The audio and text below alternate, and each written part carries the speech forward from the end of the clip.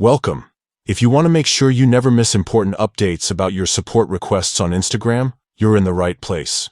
Today, I'll walk you through the simple steps to enable support requests notifications on your device, so you can stay informed and take action as soon as Instagram reaches out. Let's get started. First, unlock your phone and head straight to your Settings app. This is the control center for everything on your device, including how your apps send notifications. Once you're in Settings, scroll down and tap on Apps.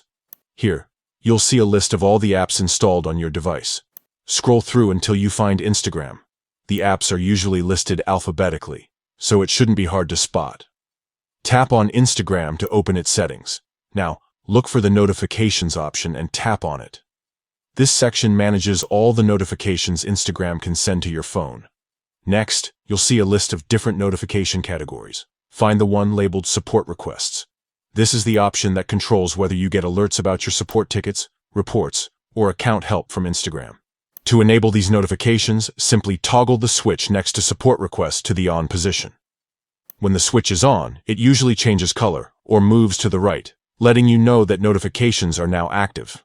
And that's it. You've now enabled Support Requests notifications for Instagram.